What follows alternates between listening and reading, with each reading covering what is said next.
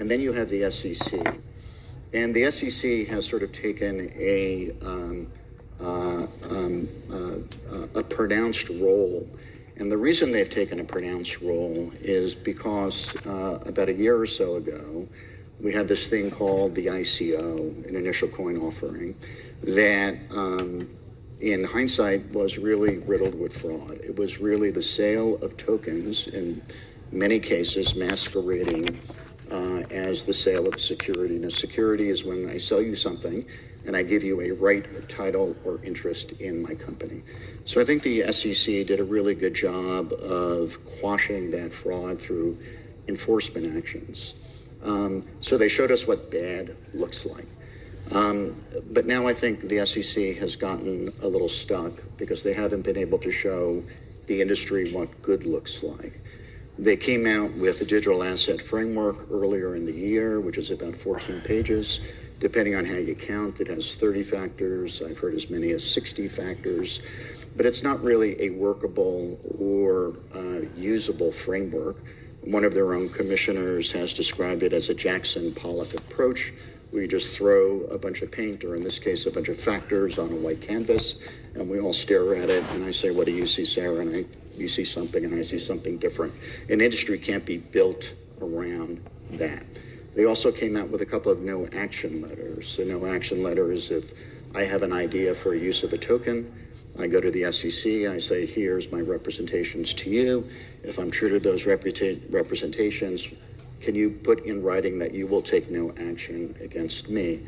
The two no action letters that they've come out with are around tokens which were so obviously not securities that it actually created additional angst in the industry, because it's the equivalent of taking a Starbucks gift card to the SEC and say, give me a no action letter that you will declare that my Starbucks gift card is not a security.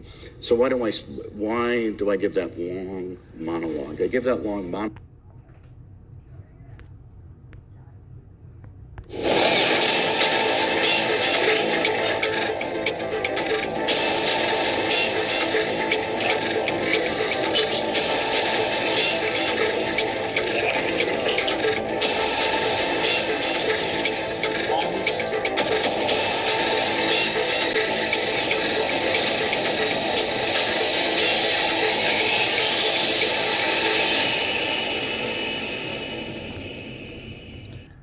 Good morning, 9:05 a.m. Eastern Standard Time on the East Coast in the United States of America.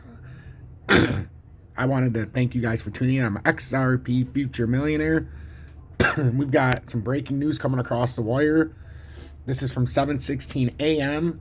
and it talks about how the SEC is trying to put a Trojan horse in to have a backdoor crypto regulation. So we really need to talk about this. We've got a lot of things going on in the market. XRP has failed once again at 63 cents overnight, which 100% we were expecting. It just can't get over this little hill. We got rejected at the 20-minute.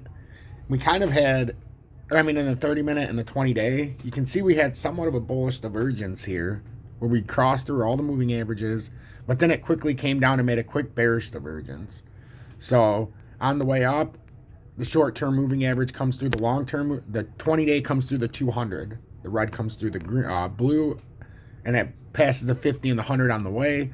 That could be considered a bullish divergence in the 30-minute. But then it came right back through, and now we could be starting our bearish divergence here right after. That's why when you look at bullish divergences, you really want to see it in the 4-hour time frame. And all we're doing is continuing this continuation pattern. And for anybody who's fans of Derek Plaza, I seen some of you said we're kind of not on the same page because I think it's going down from 52. That's only part of the story if you guys are watching my channel. 48 to 52, there is a 60 to 75% chance that we do get a bounce point off of there. But I also have a 35 to 40% chance that we go right past that symmetrical triangle, because the measured move out of this bearish continuation pattern, in my opinion, that's what I think we're on. Even if you want to say it's a neutral continuation pattern, which I still think it's a bear flag on a bearish continuation pattern, but if you want to say it's a neutral continuation pattern, I'm not going to kick you in the nuts. But on a neutral continuation, we're going to continue with the market side. And the market's been pushing down, so you'd continue the downside either way. So if we have a measured move from here, from that drop point at 75 cents, and we say this is going to be a continued to the downside, my fear is that we're going to go right from 61, 60, whatever we decide to drop in this area, about 61, and we're going to end up dropping not to 52, but we're going to end up making this measured move down, just like from 75 when we came to 58. So you figure that was a 17-cent move. You take 17 cents from here, you know, we're looking at about 44 cents. And that's why we've got this target of 44799. If we overshoot that 48 to 52, then we know that support area is gonna fold. I still think there's a good chance we could hold at 52 or 48 to 52. But if we break the symmetrical triangle, I'm just telling you that the measured move from a technical standpoint out of that bearish continuation pattern is 44,799 with a wick that could hit 42,391. But as I've told my audience many times, this could very well come down here, and then we have to start taking out levels. Okay, 52, now we hit this drop point, then we come back to 52, and then 48, and then we're bouncing around, then we can get ourselves down. But that's one scenario. Another scenario is you bounce way down, then you come back and retest up here where you dropped. And then you can do something like that. So if that scenario played out, which this is the least likely of the two, that'd be a 40% reversal right before it came crashing back down. The more likely of the scenarios is that it could bounce off of 52 cents, have a quick consolidation back up to 58 or 65. Nope, not 65. 58 or probably 61,140. Unless we do touch 65 again, which it could come up there. But it's more likely to hit the drop point. So 61,440. If it came up from 52 cents, that's a nice quick 20% almost. Actually, it is 20% about. Yeah, 17%. And then you'd roll over again. So there's going to be a lot of opportunities here. But first, we've got to clear a few bottoms. We've got that 56,380 where we're going to delete this because we got to get out of here. Because we don't want to have all these sections. Otherwise, it's going to get very confusing. So we got to break 54,824. We've got this 56 cent area, but I think we should do this. I think we should go 57.9, tighten this up. So now we're going 57.9 to 61,140, which is the 23.6 fib retracement, which is why it's so critical. We keep getting rejected by it. In the 4 hour, you can see how we pulled right back down, but in the 30-minute, it really does tell a story, guys. Every time we get over that, we just keep coming back down. That 61,140 is max resistance, and I have a fear that eventually, in the short term, this is about to unfold. We're very choppy right now, but like I've been saying, with choppiness, we're creating a little bit of volatility, fake out. So what does this turn into if you really look at this? This is starting to get smaller. And we're starting to either have to make a move in one of these directions. So pay attention to what I'm saying. Don't do anything stupid. Make sure to hit that like button. 37,500 is Bitcoin, up 191. But again, Bitcoin came back up into this wedge, symmetrical triangle, and it got rejected and came right back through. It came all the way back up to 38,000. That's why we said we often retest the upper breakpoints. But now it's using that downsloping resistance as true resistance. So now we know we're in some trouble here. You're only going to keep coming up so many times like this before you fall through the floor. Every time we come up here, we have more people that weren't going to sell that now sell on the way back down because they're like, oh, shit. So right now we've got support, 36,226. We got that resistance at about 38,000. But I have a feeling we're going to be, like I said, we're down in here now. So now we can start trading like this until we finally collapse. And then you start breaking down. So a lot of stuff's going to happen. We have to not do anything out of the ordinary and just go with the market flow. So I want to read this and I'm going to let you guys go because this is in some incredible breaking news about how they're going to try to do a backdoor crypto regulation. The SEC introduces a Trojan horse crypto regulation as the price of Bitcoin, Ethereum, BNB, Solana, Cardano, XRP rebounds. Bitcoin and other cryptocurrencies are wrapping up the lackluster week on a high note. Today, the Bitcoin price rose 3.2%, Ethereum price rose 8%, BNB leapt 3.8%, Cardano 2.8%, XRP 2.7%, Solana 8.5%. Meanwhile, SEC watchdogs are planning to ambush crypto markets with a Trojan horse regulation. Last week, the SEC introduced a seemingly unrelated 654-page plan aimed at regulating treasury market platforms. Pro-crypto commissioner Pierce, however, warns it's a sweeping crypto regulation in disguise. While the proposal doesn't mention crypto, its new rules would let regulators probe crypto platforms and even decentralized finance DeFi protocols. So this is This is unbelievable. So you guys need to pay attention, because this is just another catalyst that goes into the crashing of the market. The proposal includes very expansive language, which together with the chair's apparent interest in regulating all things crypto suggests that it could be used to regulate crypto platforms. Pierce wrote in an email, as reported by Bloomberg. She added, the proposal could reach more types of trading mechanisms, including potentially DeFi protocols. So zooming out, technically the SEC is proposing to expand regulations ATS for alternative trading systems, ATS that trade government securities, NMS TAC, and other securities, extend regulation SCI to ATS that trade government securities, and amend the SEC rule regarding the definition of an exchange. According to the SEC Chair Gary Gensler, the amendments aim to close a regulatory gap stemming from trading platforms that aren't registered as exchanges or brokerage with the SEC. He also noted the proposed rules would extend existing regulations concerning platforms that trade treasuries and other government securities. So that is that's pretty interesting right there. So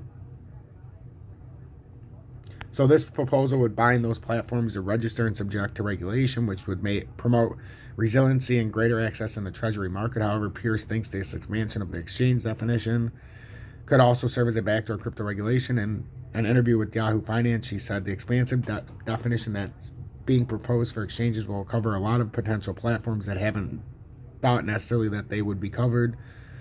And that's in the traditional security space as well as the crypto space.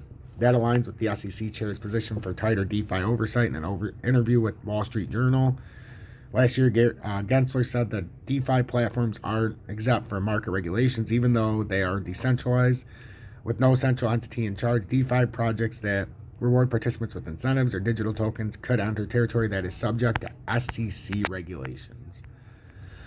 Looking ahead, there will be a 30-day window counting from January 26th for the blockchain industry insiders, trading platforms, other insiders to comment on the new SEC proposed plan.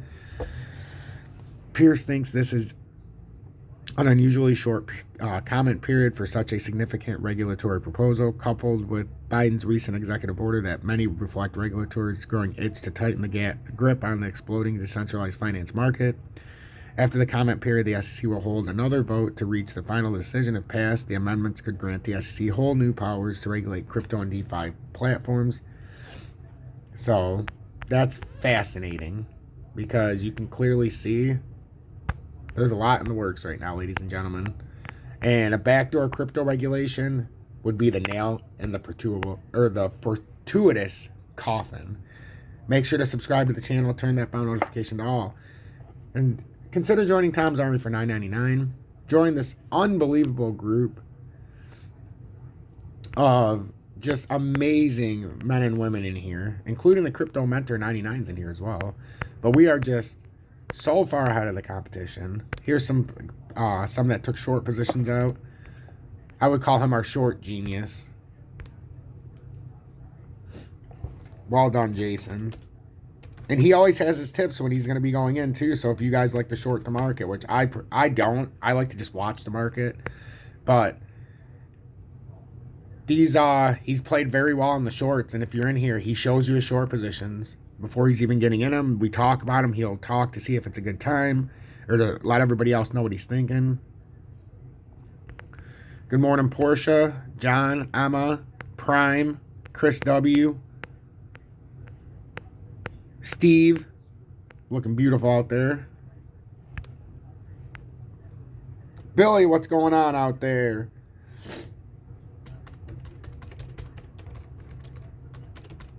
God, I love it in here. This is like a second home, ladies and gentlemen. Let's see who else is on here right now. Prime's always sharing stuff about the Bitcoin that keeps ending up on the exchanges, guys, so keep watching that. Sale, Curtis, welcome. Up to 148 members, a new all-time high. Oh, what the hell? Oops. So that's that, and then I want to look at one more thing on Twitter, because I seen my meme genius was at hard work last night. And I fucking love my meme genius. So, guys, go check out UB2B on Twitter. You can check out his FUD Assassins or UB2B. Links in the video description below. Learn TA from the guru. Join Tom's Army. Love this so much. Improve your karma. Join Tom's Army. Oh, yeah. Why didn't I just listen? Tom said this would happen. God, I love this stuff. Makes my day. Happy Lunar New Year, FUD Assassins. I don't think there's a single thing that could make me this happy. And then we had Crypto FX share. The Black Swan is coming to town. It's not Santa, oh no. It brings crashing prices and makes dreams come true. So, that's what I want to share. I am not a singer by any means. So, that's what I want to share right now. And then I wanted to look at one more thing. Since I'm on here, I want to see if we had any cloud art. Oh, yes. This is what dreams are made of, ladies and gentlemen. Check out his cloud art. UB2B. You got to check this out. Very inspiring. He's growing every single day in size. He's got more and more people that follow him. And more people that watch in general that just don't hit the follow button. And I know how that feels. But absolutely beautiful. You keep doing what you do, UB2B, because this is spectacular. Get that abstract mind working. Oh, yes. So we'll get back to more of his stuff later. And I'm going to end you out on the best note I know how. Oh, sunny days. Sunny days. Sunny days. Here again. Sunny days. Here again. Sunny days. Here again. Sunny days. Here again. I wear glasses 'cause I'm so cool. I can predict the charts. Sunny days, here again. Sunny days, here again. Sunny days, here again.